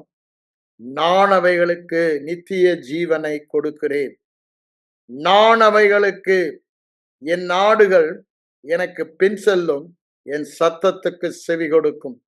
அப்போ இந்த ஜீவனை எப்பொழுது நம்முடைய வாழ்க்கையில அனுபவிக்க பெற்றுக் கொள்ளுகிறோம்? இது தேவ சத்தமாக கேட்கும் பொழுது. அதுதான் ரோமர் 10:17 14 சொல்றாரு. கேட்காவிட்டால் எப்படி விசுவாசிப்பார்கள்? என்ன நான் தேவனுடைய ஜீவனையே பெற்றவன் என்பதை தொடர்ந்து கேட்க வேண்டும். கேட்டால் தானே பெற்றுக்கொள்ள முடியும். விசுவாசம் கேட்பதினால் வருகிறது. என்ன வருகிறது? தேவனுடைய ஜீவனை பெற்றவன் என்ற விசுவாசம். அந்த ஜீவனை குறித்த ரட்சிப்புக்கு ஏதுவான, ஜீவனுக்கு ஏதுவான வசனங்களை கேட்டு கொண்டே இருப்பதால், by hearing and hearing and hearing and hearing, கேட்டுக்கொண்டே, ஒரு நாள் இல்லைங்க, தொடர்ந்து தொடர்ந்து கண்டினியூஸா தொடர்ந்து அதுல உறுதியாக நசைக்கப்படாமல் இருக்க வேண்டும். நான் தேவ ஜீவனை உடையவன், நான் தேவ ஜீவனை உடையவன். அதுதான் சொல்றாரு, ஜீவனை கொடுக்கிறேன் என்று சொல்லுகிறார். அவர் குமாரனை அனுப்பி அந்த ஜீவனை நமக்கு தந்திருக்கிறார். திரும்ப திரும்ப யோவான் அதை சொல்வதை பார்க்கிறோம். அதை சொல்றது என்ன சொன்னாரு, அவைகள் ஒரு காலம் கெட்டு போவதில்லை, ஒரு காலம் வியாதிப்படுவதில்லை, ஒரு காலம் பாவம் சாபம் மரணத்தின் கிரியைகள் அவர்களை மேற்கொள்ளுவதில்லை. கெட்டு போகாமல் இருக்கும்படிதான், கெட்டு போகாமல் இருக்கும்படிதான் தம்முடைய குமாரனை தந்தருளி இவ்வளவாய் உலகத்தில் அன்பு கூர்ந்தார் என்று அங்க 3ஆம் அதிகாரம் 16ஆம் வசனத்துல வாசிக்கிறோம். அப்படிதானே? 15ஆம் வசனம் சொல்றாரு, விசுவாசிக்கிறவன் எவனோ அவன் கெட்டு போகாமல். எதற்காக எனக்கு நித்திய ஜீவனை தந்தார்? எதற்காக எனக்கு இந்த நித்திய ஜீவனை தந்தார்? ஒரு சாதாரண வாழ்க்கை வாழவா? இல்லங்க, கெட்டு போகாமல், கெட்டு போகாமல் தேவ ஜீவனில் வாழ்வதற்கு இந்த ஜீவனை நமக்கு கொடுக்க அவர் சிலுவையிலே உயர்த்தப்பட்டார் என்று 15ஆம் வசனம் சொல்லிட்டு தான் 14 என்ன சொல்றாரு, இவ்வளவாய் அன்பு கூர்ந்தார். எதற்கு? கெட்டு போகாமல், கெட்டு போகாமல். 2 வசனம் சொல்றாரு, கெட்டு போகாமல். 16 என்ன சொல்றாரு, ரட்சிக்கப்படுவதற்காகவே சொல்லிட்டு 18 என்ன சொல்றாரு, ஆக்கணைக்குள்ளாக தீர்க்கப்படான். திரும்ப திரும்ப இதை சொல்லுவதை நாம் பார்க்கணும். ஏன் அந்த அதிகாரம் முடியும் பொழுது என்ன சொல்றாரு பாருங்க, நித்திய ஜீவனை உடையவனாய் இருக்கிறான். நீங்கள் நான் யாருங்க? அவரிடத்தில் விசுவாசமாய் இருப்பவர்கள். அப்ப என்ன இருக்கு நமக்கு? என்ன இருக்கு நமக்கு? தேவனுடைய ஜீவன் இருக்கு. தேவ ஜீவன் இருக்கும் பொழுது மரணம் அங்கு இருக்க முடியுமா? தேவனுடைய ஜீவன் என்று சொல்லும் பொழுது எனக்கு சுகம் இருக்கு. அறியாமையினாலதான் நான் வியாதியோடு இருக்கிறேன்னு சொல்றேன். ஐம்பொலன் அறிவினால. அறிந்தவன் பேசுவது என்னவாக இருக்கும்? எனக்கு நித்திய ஜீவன் இருக்கு என்றால் எனக்கு சுகம் இருக்கு. எது எனக்கு இல்ல? வியாதி எனக்கு இல்ல. ஏன்? சுகம் இருந்தால் அங்கு வியாதி இருக்க முடியாது. ஆசீர்வாதம் இருந்தால் சாபம் இருக்க முடியாது. என்ன இருக்கு? நித்திய ஜீவன் இருக்கு. நித்திய ஜீவன் உண்டு, நித்திய ஜீவன் இருக்கு. அப்படிதான் சொல்றாரு. நித்திய ஜீவன் இருக்கு என்று சொல்லுகிறார். நித்திய ஜீவனை உடையவனாய் இருக்கிறான். நித்திய ஜீவனை, அப்போ அவன் மேல என்ன இருக்கும்? தேவ தயவு இருக்கும். தேவ தயவு நம் மேல் எல்லா நாளும் நிலை நிற்க காரணம் என்ன? தேவனுடைய ஜீவனை பெற்றவர்கள். எனக்கு தேவ தயவு வருவதற்கு காரணமே என்ன? தேவ ஜீவனை பெற்றவன், தேவ ஜீவனை பெற்றவன். அததான் என்ன சொல்றாரு, இது நித்திய காலமாய் ஊறுகிற ஜீவ ஊற்று என்று 4ஆம் அதிகாரத்துல சமாரியா ஸ்திரீ கிட்ட சொல்வதை பார்க்கிறோம். இது ஒரு நாள் அல்லங்க, ஒரு நாள் அல்ல. தேவனுடைய வாழ்க்கை, தேவரகமான வாழ்க்கை, வெற்றி வாழ்க்கை, செழிப்பின் வாழ்க்கை, சுகத்தின் வாழ்க்கை எப்படியா? அது நித்தியமானது. நித்தியமாக சுகத்தின், வெற்றியின், ஜீவனின் வாழ்க்கையில் நான் வாழ்வேன் என்பதை அவர் சொல்லுகிறார். இது நித்திய காலமே. அதுதான் 4:14 அங்க சொல்வதை பார்க்கிறோம். விசுவாசிக்கிறவன் உள்ளத்தில் இருந்து 7:38 சொல்றாரு. ஜீவ தண்ணீர் என்னங்க? இந்த சுகத்தை, இந்த செழிப்பை, இந்த ஆசீர்வாதத்தை கடத்தும் கடத்தும். You will be imparting healing to people. அததான் சொல்றாரு. blessing to people, prosperity to people. அப்படிதான் நீ ஆசீர்வாதமாய் இருக்கிறாய் என்று சொல்லுகிறார். அததான் சொல்றாரு. இங்க திருப்பி 1 யோவானுக்கு வாங்க. அந்த நாம் படித்த 11ஆம் வசனத்தில் என்ன சொல்லுகிறார்? நித்திய ஜீவனை தந்திருக்கிறார். குமாரனை உடையவன் ஜீவனை உடையவன். அதை சொல்லிட்டு 13ஆம் வசனத்துக்கு வாங்க. அவர் என்ன சொல்லுகிறார் என்று பாருங்க. உங்களுக்கு நித்திய ஜீவன் உண்டு. எவ்வளவு தடவை ஆவியானவர் நமக்கு இதை சொல்றார் பாருங்க. உங்களுக்கு நித்திய ஜீவன் உண்டு. முதல்ல என்ன சொன்னார்? 16 தந்திருக்கிறார். இரண்டாவது என்ன சொன்னாரு? நீங்க நித்திய ஜீவன் உடையவர்களாய் இருக்கிறீர்கள். இப்ப என்ன சொல்றாரு? உங்களுக்கு நித்திய ஜீவன் உண்டு. யோவான் சுவிசேஷத்துல அதே தான் பார்த்தோம். விசுவாசிக்கிறவனுக்கு நித்திய ஜீவன் உண்டு. நித்திய ஜீவன் என்று சொல்லாம தேவனுடைய தேவனை தேவனாக்குகிற அந்த பொருள் எனக்கு உண்டு. தேவனை தேவனாக வாழ வைக்கிற, நாய கொலைக்க வைக்கிற ஜீவன் நாய்க்கு இருக்கு. பறவையை பறக்க வைக்கிற ஜீவன் பறவைக்கு இருக்கு. மீனை நீந்த வைக்கிற ஜீவன் மீனுக்கு இருக்கு. அதனாலதான் அவைகள் அவ்வாறு வாழுகின்றன. நமக்கு என்ன ஜீவன் இருக்கா? நம்முடைய பிதாவாகிய தேவனுடைய ஜீவன்.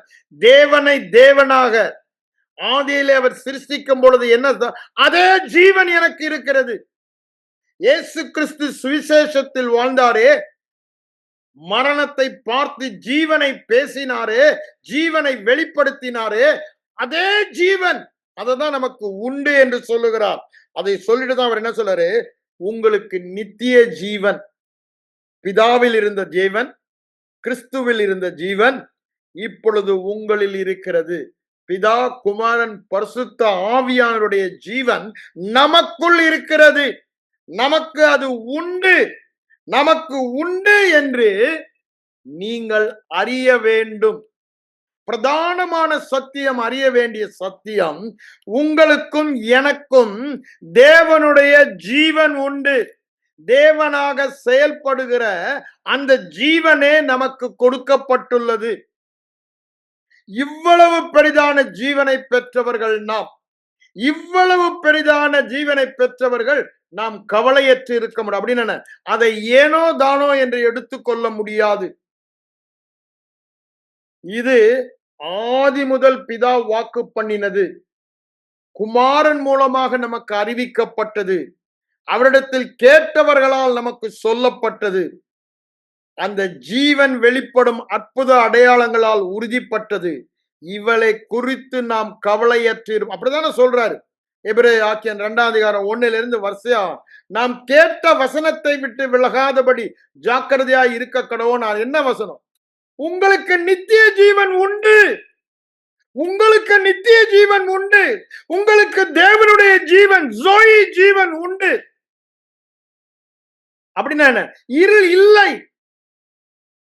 எது இல்லை? எது இருக்கு? தேவ ஜீவன் இருக்கு. பிசாசின் மரணம் இல்லை. அந்த எல்லையில் இருந்தே என்னை மாற்றிவிட்டார்.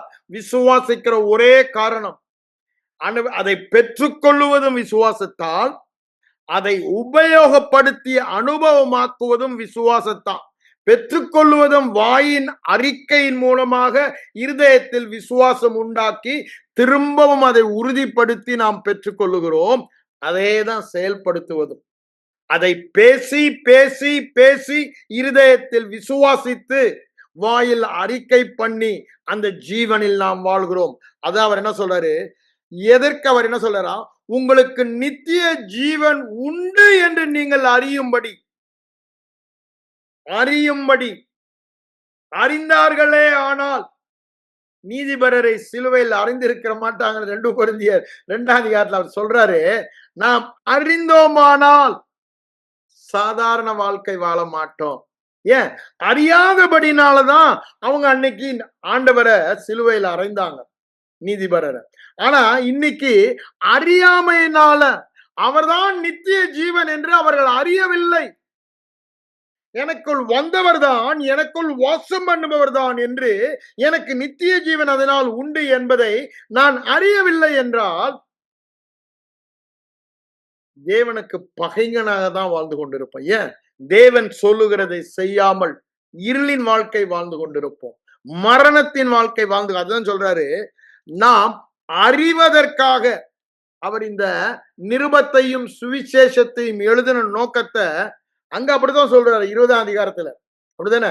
அந்த 20ஆம் அதிகாரம் முடியும் பொழுது, விசுவாசித்து நீங்க நித்திய ஜீவனுடையவர்களா இருக்கணும் என்பதற்குத்தான் அநேக அற்புதங்கள் உண்டு. இவைகளெல்லாம் உங்களுக்கு ஏன்? இந்த ஜீவனை குறித்து நீங்கள் அறிய வேண்டும். ஜீவன் என்றால் எப்படி இருக்கு? அததான் அங்க சொல்றாரு. 20ஆம் அதிகாரத்துக்கு வாங்க. யோவான்ல அது எனக்கு இப்ப திடீர்னு ஞாபகம் வரனால அதையும் நான் படிச்சிடுறேன். 31ஆம் வசனம் பாருங்க. இயேசு தேவனுடைய குமாரனாகிய கிறிஸ்து என்று நீங்கள் விசுவாசிக்கும்படியாகவும், இயேசு தேவனுடைய குமாரன் என்று நீங்கள் இயேசு தான் கிறிஸ்து தேவகுமாரன் என்று விசுவாசிக்கிறவன் ரட்சிக்கப்படுகிறான் என்று வேதவசனம் சொல்லுகிறது.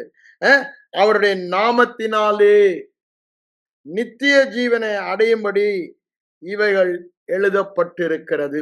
அதுக்கு முந்தின வசனத்துல சொல்றாரு, அற்புதங்களை செய்ததை பற்றி சொல்றாரு.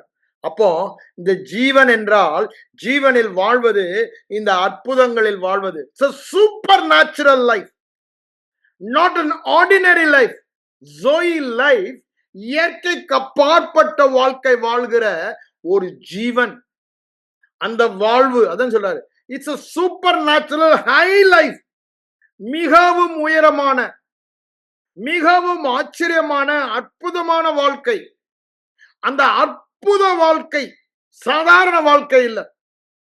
இந்த ஜோயே ஜீவன் வாழ்க்கை, அந்த ஜோயே ஜீவன் அற்புதமான தேவனுடைய ஜீவன். ஆகவே அற்புத வாழ்க்கை வாழ அந்த உன்னத வாழ்க்கை, ஹை லைஃப், சாதாரண வாழ்க்கை அல்ல, ஹை லைஃப், ஹையர் லைஃப், உயரமான உயர்ந்த உயர்ந்த வாழ்க்கை வாழ உயர்ந்த தேவனுடைய ஜீவன் நமக்கு கொடுக்கப்பட்டிருக்கிறது. இங்க என்ன சொல்ற பாருங்க, நாம் விசுவாசிப்பதற்கு முதலில் நாம் அறிய வேண்டும் என்று சொல்லுகிறார். அறிந்து விசுவாசிக்கும்படி நித்திய ஜீவனில் வாழும்படி, அங்க அடையும்படின்னு சொல்றாரு, இங்க வாழும்படி என்று சொல்லுகிறார். அதில் வாழ்வதற்கு தான் என்ன சொல்றார் பாருங்க, நீங்கள் அறியவும் தேவனுடைய குமாரன் நாமத்தின் மேல் நீங்கள் விசுவாசமாய் இருக்கவும், விசுவாசமாய் இருக்கிற உங்களுக்கு இவைகளை எழுதி இருக்கிறேன். வேதத்தின் ரகசியங்களை அவர்களுக்கு எழுதி கொடுத்தேன், அவர்கள் அந்நிய காரியமாக எண்ணினார்கள். அவர்களுக்கு புத்தி ஏது, அறிவு ஏது? எரேமியா அப்படிதான் சொல்றோம். அறிவு இல்ல, புத்தி இல்ல. ஏன்? வார்த்தையை கேட்கல. வார்த்தையை கேட்கறதுனாலதான் புத்தி, அறிவு, ஞானம் வரும் என்று நீதிமொழிகள் அழகா சொல்றதை நம்ம பார்க்கிறோம். இங்க என்ன சொல்றாரு, நீங்கள் அறியும்படிக்கு, நீங்கள் அறியும்படிக்கு என்ன அறியணும்? எனக்கு நித்திய ஜீவன் தந்திருக்கிறார், கொடுத்திருக்கிறார், கொடுத்திருக்கிறார். நான் நித்திய ஜீவனை பெற்றுக்கொண்டவன், நித்திய ஜீவனை உடையவன், நித்திய ஜீவன் எனக்கு உண்டு, நித்திய ஜீவன் எனக்கு உண்டு என்று நான் அப்படின்னா, சுகம் எனக்கு உண்டு, வெற்றி எனக்கு உண்டு, அதுதாங்க என் சொத்து, அதுக்குதான் நான் உரிமைக்காரன். வியாதியில வாழ நான் அழைக்கப்படல. வியாதிக்கு எனக்கு அது எனக்கு சொந்தம் அல்ல. What belongs to me? ஜீவன், ஜீவன், அதில் வாழ நான் அழைக்கப்பட்டவன். எது எனக்கு கொடுக்கப்பட்டிருக்கிறது அதில் நான் வாழ அழைக்கப்பட்டவன். எது எனக்கு கொடுக்கப்படவில்லை அதை ஆளுகை செய்ய நான் அழைக்கப்பட்டவன். எதை ஆளுகை செய்ய? மரணத்தின் கிரியைகளை, மரணத்தை ஆளுகை செய்ய அழைக்கப்பட்டவன். அததான் அங்க சொல்றாரு, ஆளுகை செய்வது அதிக நிச்சயமாமேன். எங்க? ரோமர் 5:14. இந்த நித்திய ஜீவனை இயேசு கிறிஸ்து ஒருவராலே பெறுகிறவர்கள் அவர்கள் ஆளுகை செய்வது. எதை ஆளுகை செய்வது? அதற்கு முன்பாக ஆதாம் மூலமாய் வந்த மரணம் உலகத்தில் ஆண்டு கொண்டிருந்தது. அந்த மரணம் உலகத்தில் ஆளாதபடி அதை ஆளுகை செய்வது. ஆளுகை செய்வது இந்த ஜீவனால் நமக்கு கொடுக்கப்பட்ட மேண்டேட், தேவனால் நமக்கு கொடுக்கப்பட்ட உத்தரவாதம், தேவ கட்டளை. மரணத்தின் கிரியைகளை ஆளுகை செய்வது நமக்கு தேவன் கொடுத்த கட்டளை. அதற்குத்தான் நித்திய ஜீவனை தந்திருக்கிறார். ஆகவேதான் அவைகளை உங்களுக்கு எழுதி கொடுத்திருக்கிறேன் என்று சொல்லுகிறார். என்ன சொல்றார் பாருங்க, அவர் அறியவும் விசுவாசிக்கவும் இவைகளை எழுதி இருக்கிறேன். அறியவும் விசுவாசிக்கவும். அறிய வேண்டும். என்ன அறிய வேண்டும்? எனக்கு என்ன உண்டு, என்ன இல்ல, இல்லாததை நீ ஏன் இன்னும் சொல்லிக் கொண்டு அலைகிற? எனக்கு வியாதி இல்லைன்றார், நீ ஏன் வியாதி வியாதின்னு சொல்ற? நீ ஜீவனை பெற்றவன். மரணம் எப்படி அங்க இருக்க முடியும்? மரணம் எனக்கு இல்லை, சுகம் எனக்கு இருக்கு. What belongs to me, what does not belongs to me, அதை நீ அறியவும், எது எனக்கு இருக்கிறது எது எனக்கு இல்லை என்பதை நான் அறியவும், அதை விசுவாசிக்கவும். அந்த வெளிப்பாட்டு அறிவு, அறிவு என்ன? வெளிப்பாட்டு அறிவு. அதனாலதான் நாங்க என்ன சொல்றாரு பாருங்க, 1 யோவான் 15:34, நீதிக்கேற்ப விழித்துக் கொண்டிருங்கள், அறிந்து அந்த விழிப்போடு இருங்கள்னா, அறிந்து விசுவாசிக்கும் பொழுதுதானே it become part of your subconscious mind. I am a righteous man. அப்ப அங்க இருளின் கிரியை எப்படி காணப்படும், அநீதியின் கிரியைகள் எப்படி காணப்பட முடியுன்றார். நீங்கள் பாவம் செய்யாமல் நீதிக்கேற்ப விழித்துக் கொண்டிருங்கள். இங்க என்ன சொல்றாரு? நீங்க மரணத்தில் வாழாமல், வியாதியில் வாழாமல், ஜீவனுக்கு விழித்துக் கொண்டிருங்கள். அப்படிதானே? தட் அவேர்னஸ் சொல்லுகிறார்.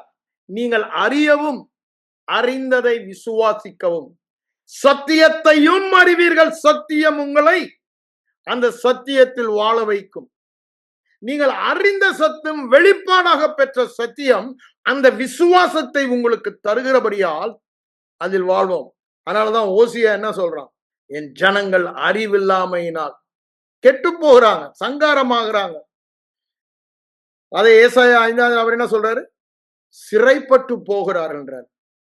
சாலமன் என்ன சொல்றாரு? நீதிமொழிகள் கடைசி அந்த 29, 27 வரும்போது அங்க என்ன சொல்றாரு? 18ஆம் வசனம் என்ன சொல்றாரு பாருங்க. என் ஜனங்கள் என்னவா? தரிசனம் இல்லாதபடியினாலே, நான் ஜீவனை உடையவன் என்ற பார்வை இல்லாதபடியினாலே, தேவ ஜீவனை உடையவன் என்ற பார்வை இல்லாதபடியினாலே சீர்கெட்டு போகிறார்கள். அப்படின்னு என்ன? இந்த சீரான ஜீவனில் வாழாமல் கெட்டுப்போன மரணத்தில் வாழுகிறார்கள்.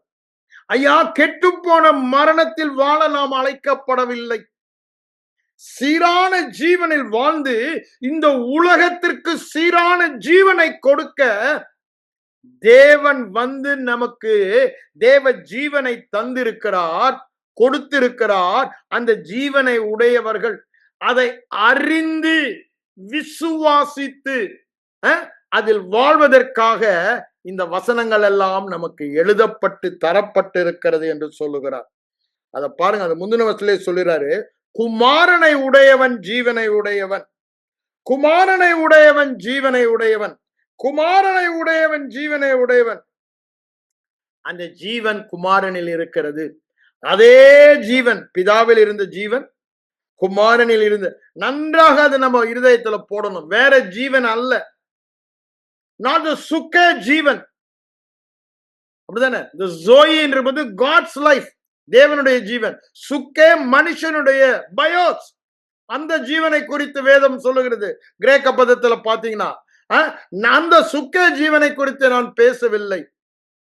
யார் சுக்கே ஜீவனில் வாழ்வான்? மாம்சத்தின்படி நடக்கிறவர்கள் சுக்க ஜீவனில் வாழ்கிறார்கள். ரோமர் 8 சொல்றாரு. ஆவியின்படி வாழ்கிறவர்கள் தேவனுடைய ஜீவனில் வாழ்கிறார்கள். அப்போ உங்க சிந்தையே மாற்றப்பட வேண்டுமானால் எழுதப்பட்டிருக்கிறதை அறிய வேண்டும். என் ஆத்துமா அறிவில்லாமல் இருந்தால், அந்த மன சிந்தை மாற்றப்படாமல் இருந்தால் அப்படிதான் வாழ்வோம் என்று சொல்லுகிறார். அதுதான் சொல்றேன், இருதய படம், மனதின் படம் மாற்றப்பட வேண்டும். எப்படி மாற்றப்பட வேண்டும்? அதற்கு பலவந்தம் பண்ண வேண்டும். தியானத்தின் மூலமாக, தியானத்தின் மூலமாக. நான் ஜீவனை உடையவன், ஜீவன் எனக்கு சொந்தமானது. நான் ஜீவனை உடையவன், ஜீவன் எனக்கு சொந்தமானது. நான் ஜீவனை உடையவன், ஜீவன் எனக்கு சொந்தமானது. நான் சுகத்தை உடையவன், சுகம் எனக்கு சொந்தமானது. நான் ஜீவனின் ஆசீர்வாதத்தை உடையவன், ஆசீர்வாதம் எனக்கு சொந்தமானது. It belongs to me, I own it. ஆங்கிலத்தில் அர்த்தம், அதுக்கு சொந்தக்காரன் நானே. எனக்கு சொந்தமானதுக்கு நான் சொந்தக்காரன், நான் உரிமைக்காரன். No devil can touch it. It legally belongs to me. நான் ஜீவனை உடையவன். நான் சுகத்தை உடையவன், அதற்கு சொந்தமானவன், அதற்கு உரிமைக்காரன். எந்த ஒரு சத்துருவும் அதை தொட நான் அனுமதிக்க மாட்டேன். ஏன்? ஆண்டவரே சொல்லியிருக்காரு. பின்னால என்ன சொல்றாரு பாருங்க. இதை சொல்லிட்டு தேவனால் பிறந்தவன் எவனும் 18 சொல்றாரு பாருங்க, பாவம் செய்யான். நான் இப்ப வியாதியை பற்றி சொல்லணும். தேவனால் பிறந்தவன் வியாதிப்படான். தேவனால் பிறந்தவன் சாபத்தில் வாழான். தேவனால் பிறந்தவன் இருளின் கிரியைகளில் வாழான். அப்படிதான் செய்ய. தேவ ஜீவன் உடையவன், அதுதான் அவனுக்கு சொந்தம். இது அவனுக்கு சொந்தம் அல்ல. இங்க பாவம், சாபம், மரணம், வியாதி எதுவா இருந்தாலும் அது அவனுக்கு சொந்தம் அல்ல. அப்ப ஏங்க அதுல வாழ்றான்? அறியவில்லை. அதான் சொல்ல, அறிந்து விசுவாசித்தோமானால். நாம் அறிந்து விசுவாசிக்க வேண்டும். அறியவில்லை. அதனாலதான் சொல்ற, எவனும் பாவம் செய்யான் என்று அறிந்திருக்கிறோம். இங்க பாத்தீங்கன்னா திரும்ப திரும்ப அந்த வார்த்தையில் அவர் சொல்வதை பார்க்கிறோம். அப்படிதானே? தொடர்ந்து அவரை சொல்றார். அவரை அறியவன் 13 சொன்னார்ல, அந்த நோயினுடைய இம்பார்ட்டன்ஸ் சொல்றேன். அவரை அறிவதே, அவரை அறிவதே அந்த நித்திய ஜீவனில் வாழ்வது. இயேசு கிறிஸ்துவை அறிவதே அந்த திவ்ய ஸ்பாவத்தில் வாழ்வது. 2 பேதுரு 1:4 சொல்ல. அப்படிதானே? இவைகளினாலே உலகத்தில் உண்டான மரணத்தின் கேடுகளுக்கு தப்பி, அசுத்தங்களுக்கு தப்பி, திவ்ய திவ்ய தேவனுடைய ஸ்பாவமாகிய ஜீவனில் வாழ மகா மேன்மையும் அருமையுமான, மகா மேன்மையும், அதுதான் எழுதப்பட்டது நீங்க சொல்றாரு. அவர் பேதுரு என்ன சொல்றாரு? மகா மேன்மையும் அருமையுமான வாக்குகள் நமக்கு கொடுக்கப்படும். என்ன? நித்திய ஜீவனை கொடுப்பேன் என்பது ஆதி முதல் அவர் கொடுத்த வாக்கு. ஆதி முதல் அவர் கொடுத்த வாக்கு. நித்திய ஜீவனை உடையவன், நித்திய ஜீவனுக்கு சொந்தமானவன், நித்திய ஜீவனிலே வாழ்கிறவன். இதுல எந்த சந்தேகம்? அதுதான் இங்க என்ன சொல்றாரு? பொல்லாங்கன் அவனை தொடான். 18 என்ன சொல்றாரு பாருங்க, நீங்க அறிந்திருந்தீங்கன்னா பக்கம் கூட வரமாட்டான். பொல்லாப்பு நேரிடாது, வாதை அணுகாது, அது உன்னை தீண்டாது. ஏன் தீண்டுது? ஏன் நெருங்குது? ஏன் வருது? அறியவில்லை. அறிந்தோமானால், அதுதான் இங்க சொல்றாரு, எவனும் பாவம் அவனை மேற்கொள்ளாது, வியாதி அவனை மேற்கொள்ளாது, தரித்திரம் அவனை மேற்கொள்ளாது, கடன், குறைவு, குழப்பம், பிரச்சனை மேற்கொள்ளாது என்று அறிந்திருக்கிறோம். ஏனென்றால் ஏனென்றால் தேவனால் பிறந்தவன் தன்னை காக்கிறான். நாம் அறிந்திருக்கிற காரியம்தான் நமக்கு பொல்லாங்கன் தொடாதவா. என்ன அறிய? நான் ஜீவனை உடையவன், பொல்லாங்கு எனக்கு இல்ல. பொல்லாங்குக்கும் எனக்கும் அவனுக்கு சம்பந்தம் இல்ல. ஒரு காலத்துல இருந்தேன் ரட்சிக்கப்படும், இப்ப அப்படி அல்ல. I've been transferred to a new place.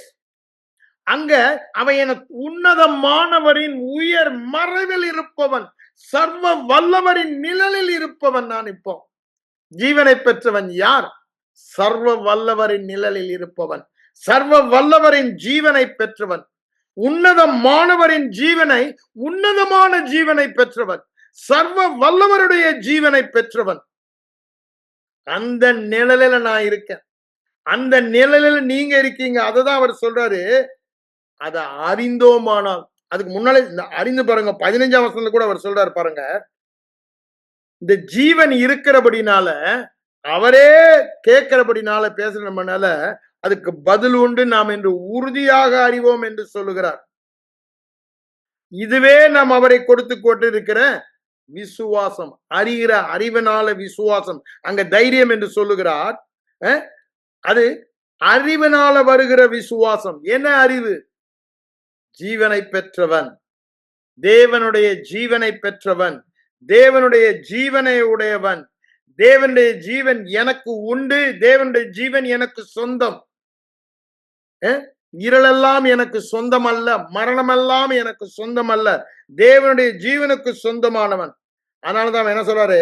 தன்னை காக்கிறான். எவ்வாறு காக்கிறான்? அறிகிற அறிவினாலே, அதான் திரும்ப திரும்ப இங்க அறிந்து அறிந்துன்றாரு.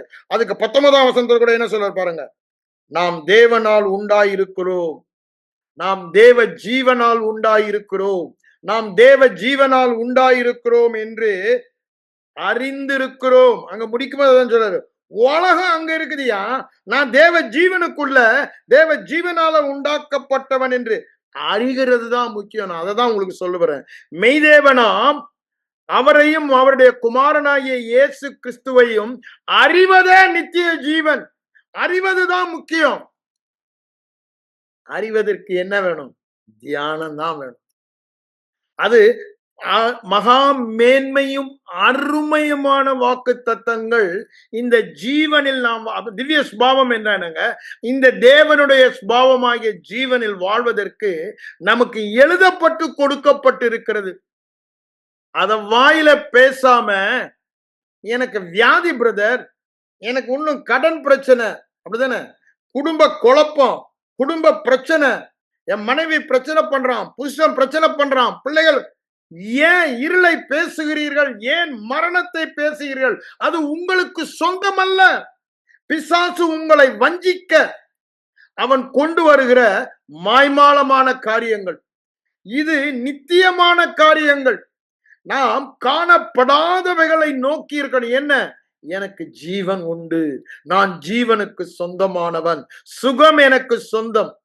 இது நித்தியமானது. அநித்தியமானது நீங்க வேண்டுமானால் நித்தியமானதை தொடர்ந்து நான் பார்க்க வேண்டும். என் கவனம் எல்லாம் எனக்கு என்ன கொடுக்கப்பட்டிருக்கிறது என்று தேவன் வேத வசனத்தில் எழுதி கொடுத்திருக்கிறார். அதன் மேல என் கவனத்தை செலுத்த சொல்லுகிறார், அதை மேல பேச சொல்லுகிறார், அதை பார்க்க சொல்லுகிறார், இருதயத்தில் படத்தை உருவாக்க சொல்லுகிறார்.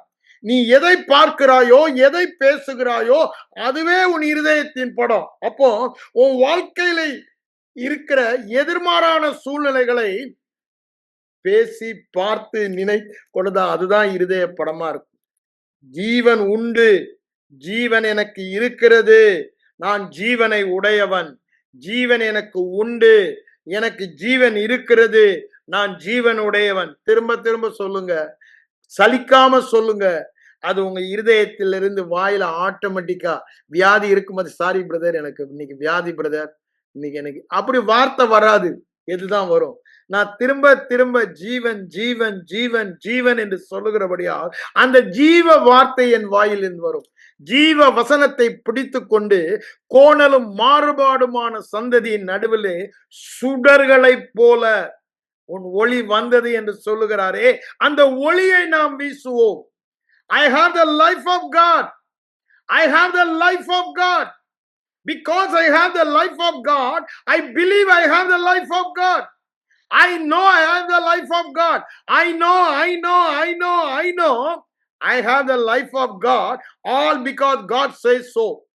தேவன் சொல்லுகிறபடினாலே நான் தேவனுடைய ஜீவனை உடையவன், எனக்கு தேவனுடைய ஜீவன் உண்டு, தேவனுடைய ஜீவன் எனக்கு சொந்தமானது.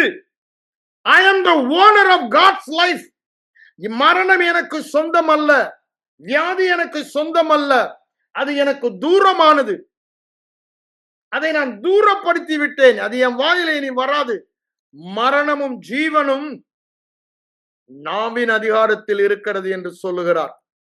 அதை விரும்புகிறவர்கள் அதன் கனியை புசிப்பார்கள் என்று சொல்லுகிறார் நீதிமொழிகள் 18:21. அப்போ எதை நாம் வாழ போகிறோம்? புசிப்பா நாம் வாழ போகிறோம், அனுபவிக்க போகிறோம். எனக்கு ஜீவன் உண்டு, நான் ஜீவனை உடையவன், ஜீவன் எனக்கு தந்திருக்கிறார்.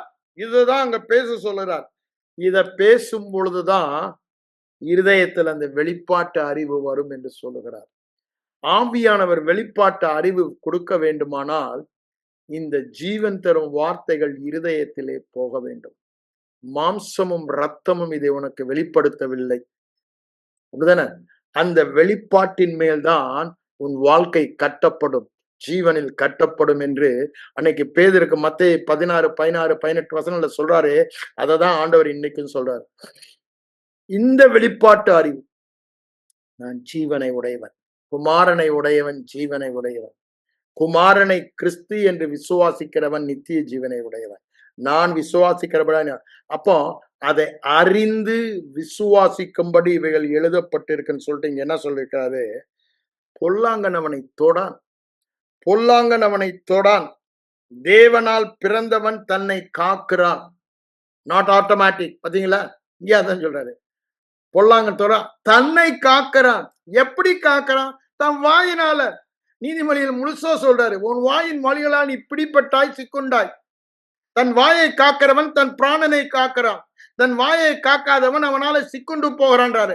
அததான் இங்கேயும் சொல்றாரு. பொல்லாங்கன் அவனை தொடாதபடிக்கு அவன் ஜீவனை பேசுகிறவனாக, தன்னை காக்கிறவனாக காணப்படுகிறான். தன்னை காப்பது அவன் இந்த ஜீவனுடைய வார்த்தைகளை பேசுவார். அவன் வாயை விட்டு ஜீவ வார்த்தை, நான் ஜீவனை உடையவன், ஜீவன் எனக்கு சொந்தமானது, எனக்கு சொந்தமானதே நான் பேசுவேன் என்று உறுதியாக இருக்கிறபடியால் அவன் தன்னை காக்கிறான். பொல்லாங்கன் தொட முடியாது.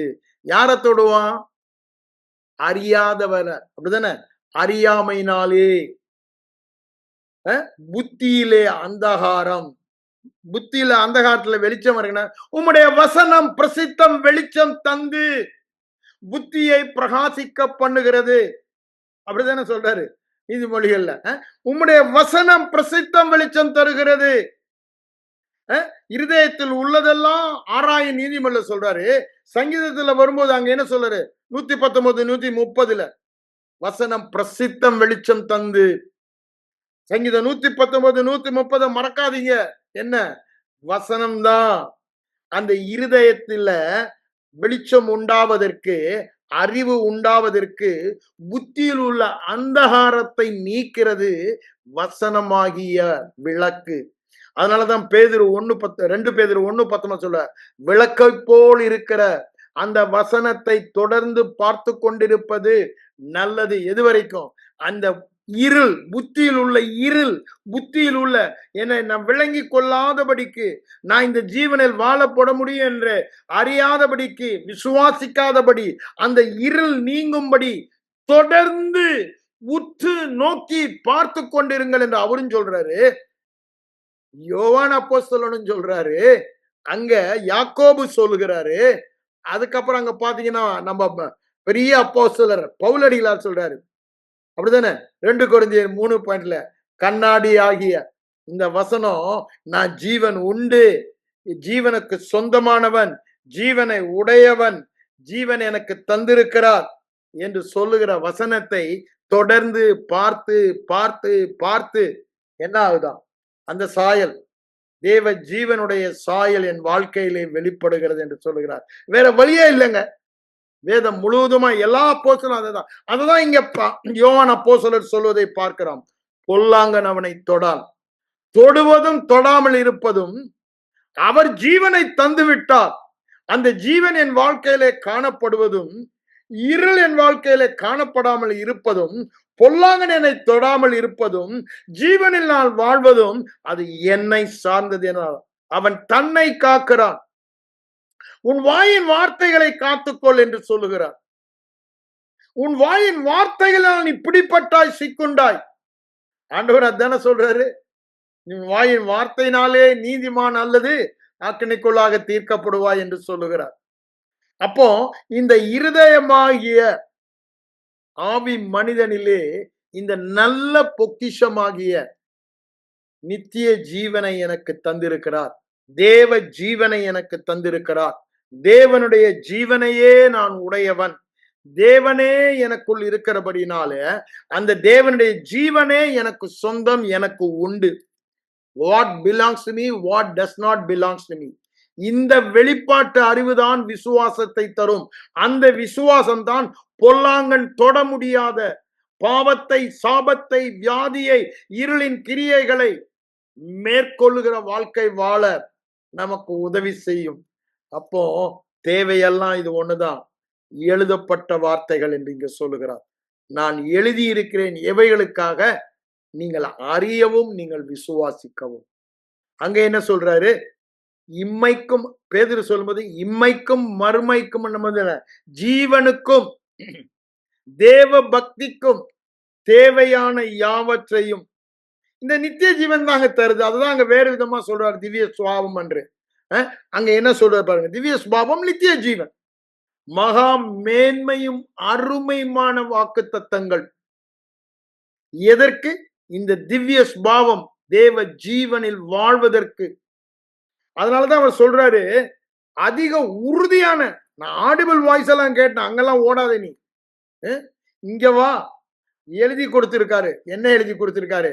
உனக்கு ஜீவன் உண்டு, ஜீவன் உனக்கு தந்திருக்கிறார், ஜீவனை பெற்றவன், ஜீவன் உனக்கு சொந்தம், மரணம் உனக்கு சொந்தம் அல்ல. இந்த அறிவு இருந்துச்சுன்னா அதை தான் நீ இருதயத்துல அறிவு தான் வெளிப்பாட்டு அறிவு. புத்தியில் உள்ள அந்தகாரம் நீங்கும் போது அந்த அறிவு வருது. புத்தியில் உள்ள அந்தகாரம் நீங்கணும்னா ஜீவ வசனத்தை தான் பிடிக்கணும். பிடிக்கணும்னா வாயில தான் பேசுறதுதான் பிடிக்கிறது. வசனத்தை சாப்பிட்றதும் வாயில பேசுறதுதான். அப்போ ஜீவ வசனத்தை பிடித்து கொண்டு நாம் வசனத்தை பேசிக்கொண்டு சித்தம் வெளிச்சம் தந்து புத்தியில் உள்ள அந்தகாரத்தை நீக்குகிறது. என் பாதைக்கு தீபம், அப்படித்தானே? அது பாதைக்கு தீபம். அப்போ நான் எந்த பாதை, ஜீவ பாதையில் போவதற்கு எனக்கு தீபமாக இருக்கிறது தேவனுடைய வார்த்தை. தேவ ஜீவனில் வாழ வேண்டுமானால் தேவ வார்த்தை எனக்கு தீபமாக இருக்க வேண்டும். தேவ வார்த்தை என்ற தீபம் எனக்கு இல்லை என்றால் பரிசுத்த ஆவியானவர் கொடுக்கிற வெளிப்பாட்டு அறிவு எனக்கு வராது. பரிசுத்த ஆவியானவர் வெளிப்பாட்டு அறிவு எனக்கு கொடுக்க வேண்டுமானால் இந்த பாதைக்கு தீபமாகிய தேவ வார்த்தை மேல் பிரியமாயிருந்து, என்ன வார்த்தை? எல்லா வார்த்தையும் நான் சொல்ல வரல. இன்னைக்கு நான் பிரதானமா சொல்லுகிறது ஜீவன் தரும் வார்த்தைகள். ஜீவன் தரும் வார்த்தைகள். எந்த வார்த்தையை நாம் இருதயத்தில் படமாக்குகிறோமோ அந்த வார்த்தை நம்முடைய வாழ்க்கையாகும். சுகத்தின் வார்த்தை இருதயத்தில் படமாக்கினால் சுகம் வெளிப்படும். வெற்றியின் வாழ்க்கையை இருதயத்தில் படமாக்கினால், ஏன் இந்த ஜீவனில் எல்லாமே இருக்கு. சுகம் இருக்கு, வெற்றி இருக்கு, ஆரோக்கியம் இருக்கு, பரிபூரணமான தேவனுடைய எல்லா கிரியைகளும் கனிகளும் இருக்கிறது. ஆகவே இதை நம்ம இருதயத்துக்குள்ள கொண்டு போயிட்டோம்னா, அதுக்குதான் அவர் என்ன சொல்றாரு, நம் விசுவாசத்தை துவக்குறோமான இயேசு கிறிஸ்துவை நோக்கி என்று சொல்லுகிறார். அவரை பார்க்கும் பொழுதெல்லாம் அந்த ஜீவன் எனக்குள் இருக்கிறது. அந்த ஜீவன் பிதாவில் இருந்த ஜீவன், குமாரனில் இருந்த ஜீவன் இப்பொழுது எனக்கு சொந்தமாயிற்று. எனக்கு சொந்தமான ஜீவனில் வாழ நான் அழைக்கப்பட்டவன். நான் இந்த ஜீவனுக்கு உரிமைக்காரன். அப்படின்னா அந்த ஜீவன்னா எப்படி இருக்குமோ தேவனுடைய ஜீவன் அப்படி வாழ வேண்டியவன். அப்படி ஆளும்போது என்ன பண்றோம்? மரணத்தை ஆளுகை செய்கிறோம். பலுகி பெருகி நிரப்பி உலகத்தில் உள்ள மரணத்தை எல்லாம் ஆளுகை செய்பவர்கள். ஆளுகை செய்பவர்கள். அதற்கு தான் ஜீவன் கொடுக்கப்பட்டிருக்கிறது. ஜீவன் கொடுக்கப்பட்ட நோக்கம் அந்த நோக்கம். அப்படிதானே? The mandate is given to us through the soul life to rule and reign this earth. இந்த நித்திய ஜீவன் நமக்கு கொடுத்தது அந்த ரோமர் 5:17 தெளிவாய் சொல்லுகிறார். எதற்கு? to rule and reign death. மரணத்தின் கிரியைகளை அழிக்கும்படிக்கே தேவகுமாரன் வந்தார். வந்து என்ன பண்ணாரா? நமக்கு நித்திய ஜீவனை தந்திருக்கிறார். மரணத்தின் கிரியைகளை அழித்து நித்திய ஜீவனை தந்திருக்கிறார். எதற்கு? எல்லா சத்துருக்களையும் அவருடைய பாதம் கீழ்ப்படுத்தி போட, ஆளுகை செய்ய, சரீரமாகிய சபை ஆளுகை செய்ய வேண்டும். எல்லா சத்துருக்களையும் ஆளுகை செய்ய வேண்டும். கடைசி சத்ரு வரை ஆளுகை செய்ய வேண்டும். அதுதான் தேவனுடைய திட்டமாக நம்மை குறித்த நோக்கமாக இருக்கிறது. நமக்கு ஒரு வாக்கை கொடுத்திருக்கிறார், கட்டளை. அதை நான் வாக்குன்னு சொல்ல மாட்டேன், கட்டளை கொடுத்திருக்கிறார். It's a mandate to live in the life of God, to rule and reign the earth. பிசாசின் கிரியைகளை ஒன்றுமில்லாமல் ஆக்குவதற்கு நமக்கு அந்த mandate கொடுத்திருக்கிறார். தேவ வாக்கு நமக்கு கொடுக்கப்பட்டிருக்கிறது. ஆதி முதல் தேவன் கொடுத்த வாக்கு நித்திய ஜீவனை கொடுப்பேன் என்பதே. அது யோவான் 2ஆம் அதிகாரத்துல சொல்வதை நம்ம பார்க்கிறோம். நித்திய ஜீவனை கொடுப்பேன் என்பதே ஆதி முதல் கொடுத்த வாக்கு. அதுதான் தீத்து 1 அதிகாரம் 3 வசனத்திலுமே நம்ம சொல்வதை பார்க்கிறோம். நித்திய ஜீவனை உடையவன், நித்திய ஜீவனை எனக்கு தந்திருக்கிறார். வாக்கு பண்ணினது மாத்திரமல்ல, அந்த வாக்கின்படி எனக்கு தந்திருக்கிறார். நான் நித்திய ஜீவனை உடையவன், நித்திய ஜீவனை தந்திருக்கிறார். நான் நித்திய ஜீவனை பெற்றிருக்கிறேன். குமாரனை உடையவன் ஜீவனை உடையவன். அவரை விசுவாசிக்கிறவனுக்கு நித்திய ஜீவன் உண்டு. தேவ ஜீவன் உண்டு. தேவ ஜீவனை உடையவன், தேவ ஜீவனில் வாழ்பவன். கண்களை மூடி ஜெபிப்போம். தொடர்ந்து வாயில அறிக்கை பண்ணுங்க. இந்த நித்திய ஜீவனை குறித்து சொல்லுகிற வார்த்தைகள் எல்லாம் எடுத்து எழுதி அவைகளை அறிக்கை பண்ணுங்க. திரும்ப திரும்ப சொல்லுங்க. until your subconscious மைண்ட்ல என்ன சூழ்நிலைகள் இருந்தாலும் அது எனக்கு சொந்தம் அல்ல, நான் ஜீவனுக்கு சொந்தமானவன் என்று அதை பார்த்து சிரிக்கத்தக்கதாக விகில்ஸ்வர்த் அதை வளர்த்து கொண்டாருங்க. இஸ் அ மேன் ஆஃப் என்ன மெடிடேஷன். அரை மணி நேரம் கூட வேத வசனத்தை தியானிக்காம இருக்க மாட்டார்.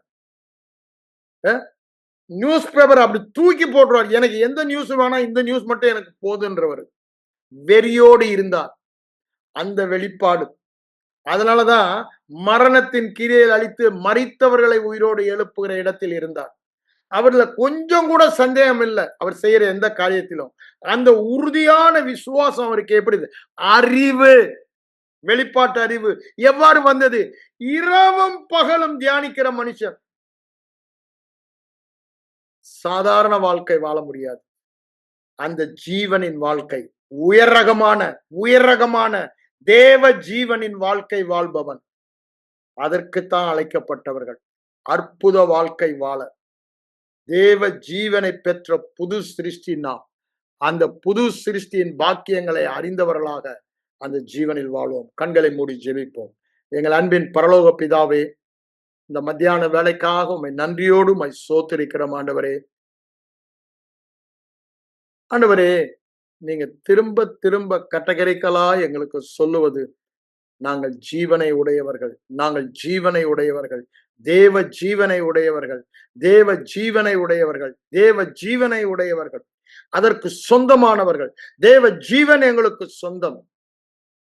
எது எங்களுக்கு சொந்தம், எது எங்களுக்கு சொந்தம் இல்லை என்று அறிந்தோமானால் அந்த சொந்தமானதில் நாங்கள் வாழ முடியும் என்று சொல்லுகிறேன்.